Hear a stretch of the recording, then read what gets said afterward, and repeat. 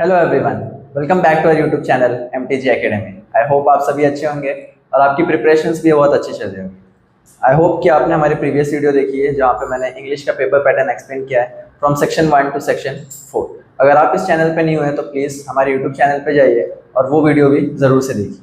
तो बिना time waste कीजिए आइए स्टार्ट करते हैं इस वीडियो की, जहाँ पे हम देखने वाले हैं सेक्शन 5 एंड सेक्शन 4 का समरी राइटिंग। तो आइए शुरुआत करते हैं। जैसा कि हमने पहले के वीडियो में हमने देखा था अनसीन पैसेज का टेक्सचुअल कॉम्प्रिहेंशन, यानी जिसमें हम क्वेश्चन सॉल्व कर रहे हैं, ठीक है। उसके बाद आता है जो कि हमारा बच गया था समरी राइटिंग, ठीक है। तो शुरुआत करते हैं इसमें। तो जो हमारा बी पार्ट होता है जो कि होता है समरी राइटिंग, जो कि अनसीन पैसेज दिया रहता है उसका ही समरी हमें लिखना रहता है, जो कि टोटल कितने मार्क्स का होता है, 5 मार्क्स का होता है, ठीक है। 1 + 2 + 2 टोटल 5 मार्क्स का, जिसमें आपको एक टाइटल देना होगा उसके लिए जो कि 1 मार्क्स का रहेगा। सेंट्रल आइडिया यानी उसके जो की पॉइंट्स है, जो अनसीन पैसेज के की पॉइंट्स है, वो आपको इंक्लूड करना है। उस पैसेज से आपको क्या समझ में आ रहा है, वो पैसेज किस बारे में बता रहा है, वो आपको रहेगा 2 मार्क्स के लिए। एंड 2 मार्क्स रहता है आपका एप्रोप्रिएट लैंग्वेज, यानी आप कैसा लैंग्वेज यूज करके उसको लिख रहे हैं, आपका ग्रामर कैसा है उस पैसेज में, जो भी आपने समरी लिखा है उसका ग्रामर कैसा आपने लिखा है, वो कितने मार्क्स ले रहेगा, 2 मार्क्स ले। तो ऐसे करके आपको टोटल कितने मार्क्स मिलते हैं, 5 मार्क्स। जरूर से आप टाइटल लिखिए, बिकॉज टाइटल के ही टोटल 1 मार्क्स रहते हैं, तो आप वो मिस नहीं कर सकते हैं। सूटेबल टाइटल जैसा भी आपको लगता है आप टाइटल लिख सकते हैं, ठीक है। आपको बस ध्यान रखना है कि जो भी समरी आप लिख रहे हैं, जो भी पैसेज दिया हुआ है, उसका 1/3 पार्ट होना चाहिए, ठीक है। आप अपना ओपिनियन उसके अंदर कुछ नहीं डाल सकते। जो भी उसके अंदर की पॉइंट्स है, जो भी आपको समझ रहा है, आप सिर्फ वही लिखिए, ठीक है। कुछ भी अपना ओपिनियन डालने की जरूरत नहीं है। तो इस तरीके से जो हमने कल देखा था, जो हमने पिछले वीडियो में देखा था कि हमारा जो अनसीन पैसेज होता है 15 मार्क्स के लिए, जिसमें 10 मार्क्स का कॉम्प्रिहेंशन आता है प्लस 5 मार्क्स का समरी आता है, तो ये हो जाते हैं आपका अनसीन पैसेज यानी सेक्शन 4 के टोटल 15 मार्क्स, ठीक है। चलिए आगे बढ़ते हैं, जो कि हमारा होता है लास्ट सेक्शन, जो कि होता है राइटिंग स्किल्स। बात करते हैं राइटिंग स्किल्स, जो कि होता है टोटल 15 मार्क्स का, ठीक है, जिसके अंदर क्वेश्चन नंबर 5 है जो कि स्टार्ट होता है लेटर राइटिंग स्किल। जैसा कि हम सब जानते हैं कि 2 टाइप्स के लेटर होते हैं, एक होता है फॉर्मल लेटर और दूसरा होता है इनफॉर्मल लेटर। फॉर्मल लेटर हम मेनली ऑफिसेज में लिखते हैं, ठीक है, और इनफॉर्मल मेनली हम हमारे रिलेटिव्स, फ्रेंड्स, फैमिली मेम्बर्स को लिखते हैं, ठीक है। बात करते हैं फॉर्मल लेटर की, तो उसका मैं फॉर्मेट भी आपको बता देता हूँ, ठीक है। पहले बात कर लेते हैं मार्क्स की। तो ये टोटल जो लेटर राइटिंग होता है वो कितने मार्क्स का होता है, 5 मार्क्स के लिए रहता है। आइदर आप फॉर्मल लिख सकते हैं या तो आप इनफॉर्मल लिख सकते हैं। कोई भी आपको लेटर दिया रहेगा उसमें फॉर्मल और इनफॉर्मल दोनों दिया रहेगा, लेकिन आपको दोनों अटेंड नहीं करना है, कोई भी आप एक अटेंड कर सकते हैं। तो फॉर्मेट की बात कर लेते हैं फॉर्मल लेटर की।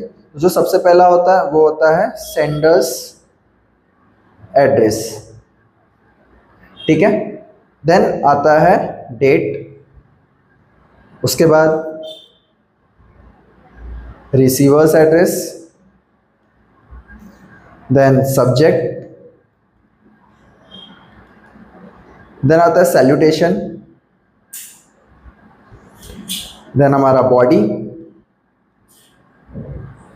देन अगेन क्लोजिंग सैल्यूटेशन, जहाँ पे हम yours faithfully, yours obediently mention करते हैं वो, ठीक है। ऐसे करके आपका लेटर खत्म होता है। तो सेंडर्स एड्रेस एंड डेट ये होता है हाफ मार्क्स के लिए, रिसीवर्स एड्रेस होता है हाफ मार्क्स के लिए, सब्जेक्ट भी होता है हाफ मार्क्स के लिए, सैल्यूटेशन भी होता है हाफ मार्क्स के लिए, और बॉडी होती है 2 मार्क्स के लिए, ठीक है। तो ऐसे करके आपको 2 + 1 दैट इज 3, 3 + 1 4, ठीक है। तो ऐसे करके आपको 4 मार्क्स रहते हैं, प्लस 1 मार्क्स जो रहता है आपको किसके लिए रहता है, ग्रामर के लिए। कितने मार्क्स रहते हैं, 1 मार्क्स, ठीक है। तो ये है आपका फॉर्मल लेटर का format.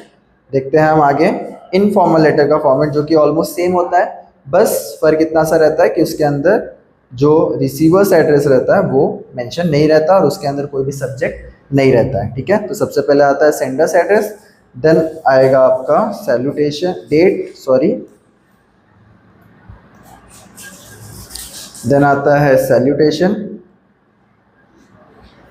Then body and then closing salutation, ठीक है। तो सेंडर्स एड्रेस वापस से again date and sender's address half marks के लिए, salutation half marks, body 2.5 marks and closing salutation half marks के लिए। तो ऐसे करके 2.5 प्लस हाफ 3 हो गया, 3 and 1 4 and 4 प्लस 1 ग्रामर, जो कि कितने मार्क्स से रहेगा 1। तो ऐसे करके टोटल कितने मार्क्स हो जाते हैं 5 मार्क्स। तो अगर आपको लेटर लिखने नहीं आ रहा है, यानी अगर आपको बॉडी लिखने नहीं आ रहा है लेटर में, तो आप क्या कर सकते हैं, अगर आपको एड्रेस समझ में आया हुआ है कि यहाँ पे सेंडर एड्रेस किसका है और रिसीवर्स एड्रेस किसका है, तो आप सिर्फ वो भी लिखते हैं तो भी आपको जो मार्क्स है वो मिल जाएगा, सिर्फ बॉडी के मार्क्स आपको नहीं मिलेंगे। ठीक है, तो आप उसको खाली नहीं छोड़िए, जो भी आपको आता है उतना ज़रूर लिख के आइए। ठीक है, तो आगे बढ़ते हैं हम क्वेश्चन नंबर 6, जो ए है पार्ट है, जिसमें आता है इंफॉर्मेशन ट्रांसफर, यानी verbal to non verbal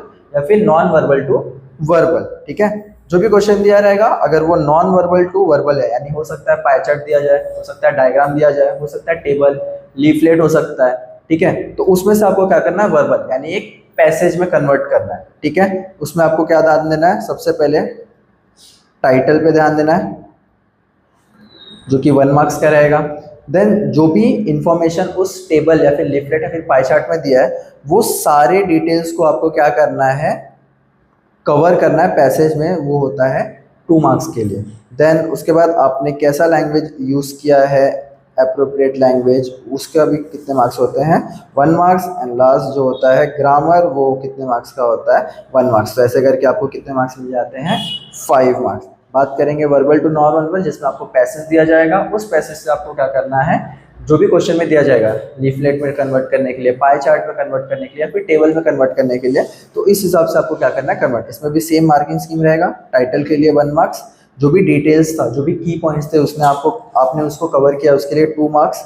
language के लिए इसमें आपको क्या करना है, सिंपल आपको टेबल बनाना है, तो इसमें लैंग्वेज के लिए कोई मार्क्स नहीं रहता, बल्कि यहाँ पे आ जाता है रिप्रेजेंटेशन, कि आपने ग्राफ कैसा बनाया है। ठीक है, कैसे आपने प्रेजेंट किया।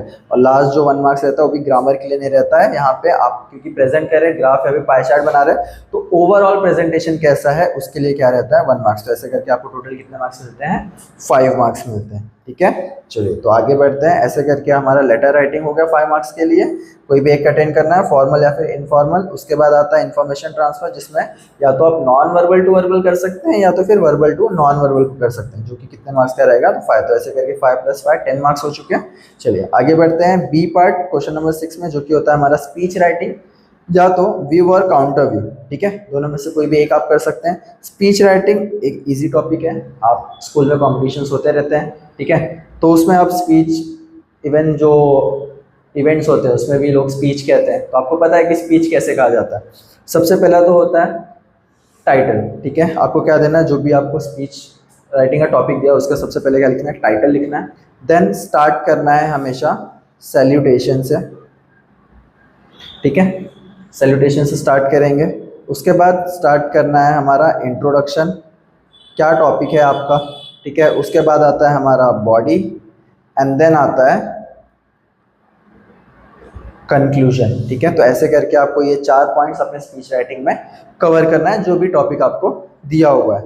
देन बात करते हैं व्यू और काउंटर व्यू की। व्यू और काउंटर व्यू मतलब क्या होता है, कोई भी आपको एक टॉपिक दिया जाएगा जिसमें आपको आपका व्यू और उसका काउंटर व्यू क्या हो सकता है ये बताना है। ठीक है, फॉर एग्जाम्पल अगर मैं एक एग्जाम्पल दूँ कि animals life are better than humans, तो इसमें आपका व्यू क्या है, क्या ये जो लाइन मैंने बोला या जो एग्जाम्पल मैंने दिया है उससे आप सहमत हैं। अगर सहमत है तो आप क्या बताएंगे, अपने व्यू के पॉइंट्स बताएंगे।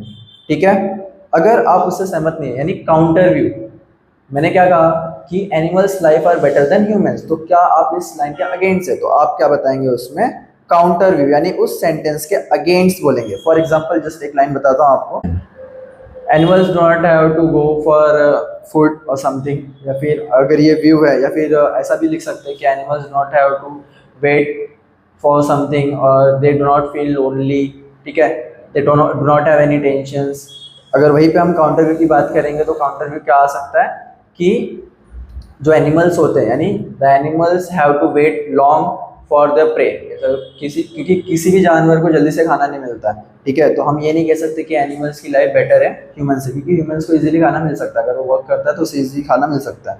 तो ये आपका क्या हो जाता है, काउंटर व्यू और व्यू। ऐसे मैंने आपको करके एक एग्जांपल दिया है। ठीक है, तो इसी तरीके से आपका क्वेश्चन नंबर 6 बी का स्पीच राइटिंग और काउंटर व्यू दोनों हो गया, जो कि जिसमें से आपको कोई भी एक अटेंड करना है, जो कि कितने मार्क्स का रहेगा, 5 मार्क्स के लिए रहेगा। ठीक है, बढ़ते हैं सेक्शन 6 के साथ, जो कि हमारा लास्ट सेक्शन होता है, जो कि होता है क्रिएटिव राइटिंग, जिसमें आपका इमेजिनेशन पावर, आपका क्रिएटिविटी इसमें आपको दिखाना रहता है। ये टोटल होता है 10 मार्क्स के, जिसमें आपको 2 क्वेश्चंस रहेंगे और आपको अटेंड करना है। ठीक है, जिसमें आपको ऑप्शन मिल जाते हैं। टोटल नंबर ऑफ क्वेश्चंस 4 रहता है, जिसमें से आपको 2 अटेंड करना रहता है। सबसे पहला होता है एक्सपांशन ऑफ थीम या फिर news report based on the given headline, यानी एक्सपांशन ऑफ थीम हो सकता है या तो फिर न्यूज रिपोर्ट यानी रिपोर्ट राइटिंग हो सकता है। तो एक्सपांशन ऑफ थीम में क्या हो सकता है, कोई भी आपको दिया हुआ प्रोवर्ब हो सकता है, उस प्रोवर्ब से आपको क्या समझ में आ रहा है, क्या मीनिंग है, क्या मैसेज है उस प्रोवर्ब से, वो आपको एक्सपांड करके लिखना है। या तो फिर आप क्या लिख सकते हैं, रिपोर्ट राइटिंग, जो कि एक इजी टॉपिक है। कोई भी आपको हेडलाइन दिया रहेगा, यानी हेडलाइन का मतलब होता है टॉपिक, वो टॉपिक से आपको क्या करना है, एक रिपोर्ट लिखना है। रिपोर्ट यानी न्यूज राइटिंग कैसे है। फॉर एग्जांपल सबसे पहले आपको क्या करना है, टाइटल से स्टार्ट करना है कि उस न्यूज रिपोर्ट का टाइटल क्या है। उसके बाद वो जो हेडलाइन है वो किसने दिया होगा, यानी किसने लिखा है उसको। ठीक है, जो भी एडिटर हो सकता है या फिर जो भी रिपोर्टर हो सकता है उसका। देन आप जब स्टार्ट करेंगे तो वहां पे आना चाहिए आपका डेट, यानी किस दिन वो जो न्यूज़ है वो आप रिपोर्ट कर रहे हैं एंड किस प्लेस से आप रिपोर्ट कर रहे हैं। ठीक है, तो ये आपका कहाँ पे आएगा, स्टार्टिंग में आएगा। उसके बाद आपको जो भी आप इवेंट लिख रहे हैं, ठीक है, जो भी हेडलाइन दिया है उसको आपको एक सीक्वेंस में लिखना है। ऐसा नहीं कि जो लास्ट में हो उसे आप पहले लिख रहे हैं और जो पहले हुआ हो उसे आप लास्ट में, ऐसा बिल्कुल नहीं करना है, क्योंकि ऐसे लिखने से आपका जो न्यूज़ रिपोर्ट राइटिंग है उसमें आपके मार्क्स डिडक्ट हो सकते हैं।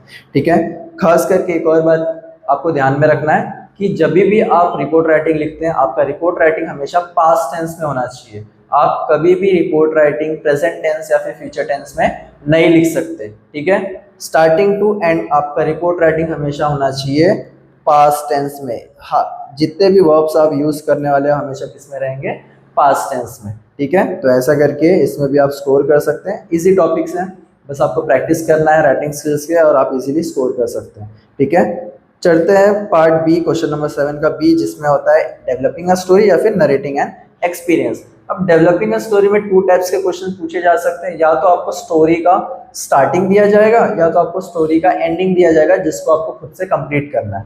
ठीक है, स्टार्टिंग करोगे सबसे पहले आप टाइटल से, क्योंकि जितने भी राइटिंग स्किल्स हमने देखा मोस्टली सब में टाइटल्स इंपॉर्टेंट है।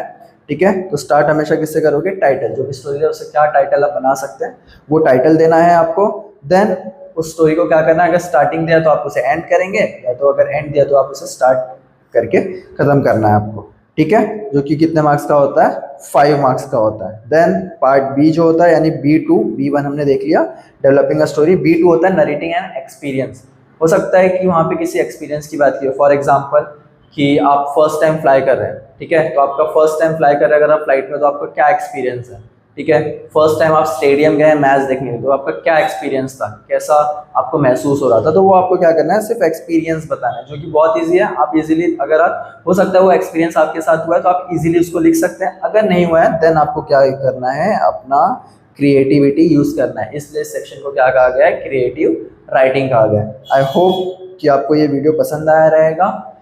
अगर आप इस चैनल पर न्यू हैं तो प्लीज़ सब्सक्राइब कीजिए इस चैनल को। अगर आपने पहले की वीडियो नहीं देखी तो वो वीडियो भी देखिए, आपको पसंद आएगी, और साथ में ये वीडियो भी देखिए। शेयर कीजिए इस वीडियो को अपने फ्रेंड्स के साथ, सब्सक्राइब कीजिए इस चैनल को, अपने फ्रेंड्स को भी बोलिए सब्सक्राइब करने के लिए। इसी के साथ मिलते हैं हम अगले वीडियो में। अगले पेपर की तैयारी करते रहिए। तब तक के लिए ऑल द बेस्ट सारे पेपर्स के लिए। पढ़ते रहिए और ग्रो करते रहिए। Thank you.